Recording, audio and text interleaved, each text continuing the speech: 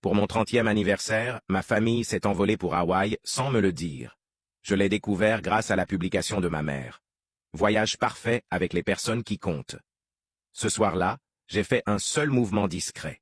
2 semaines plus tard, mon père m'appelait sans arrêt, ma mère pleurait, et ma sœur me suppliait d'annuler ce que j'avais fait.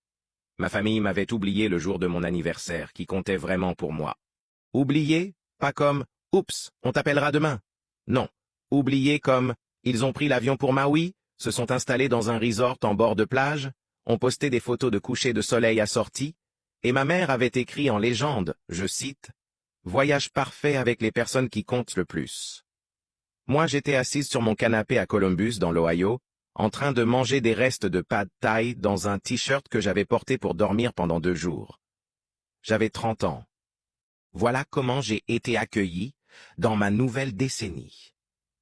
Mais il y a une chose que vous devez savoir avant que je continue.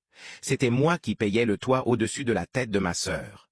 Et elle était bien là sur cette photo, les orteils dans le sable, un pina colada à la main. Alors oui, ce soir-là, j'ai pris une décision. Une toute petite décision discrète. Et honnêtement, ça a tout changé. Laissez-moi revenir en arrière. Je m'appelle Jolene. Oui, je sais, comme la chanson de Dolly Parton. Faites-moi confiance, j'ai entendu toutes les blagues. J'ai grandi près de Dayton, dans l'Ohio, dans une famille de classe moyenne, rien de luxueux. Mon père, Russell, a travaillé dans une usine de fabrication pendant plus de 20 ans. Ma mère, Diane, était réceptionniste dans un cabinet dentaire. Et puis il y a ma grande sœur, Bridget. 2 ans de plus que moi. L'enfant en or. Celle qui ne pouvait absolument rien faire de mal. Vous connaissez cet enfant dans la famille qui se fait féliciter pour le simple fait de respirer? C'était Bridget. Moi j'étais la difficile. Pas parce que je faisais des choses folles. J'avais simplement des opinions. Je posais des questions, je ne souriais pas et ne hochais pas la tête quand quelque chose me semblait injuste. Apparemment, dans ma famille, cela faisait de moi le problème. En grandissant, Bridget a eu la plus grande chambre.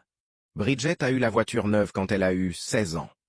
Moi, j'ai eu l'ancienne voiture de Bridget avec une bosse sur le pare-choc et une vitre côté passager qui ne descendait pas. Les études de Bridget ont été payées. D'accord. Jolene, tu es tellement indépendante, tu te débrouilleras. Ce sont les mots exacts de ma mère. Je me suis débrouillé, en effet. J'ai pris des prêts, j'ai travaillé 2 jobs pendant mes études, j'ai obtenu mon diplôme en comptabilité avec environ 40 000 $ de dette.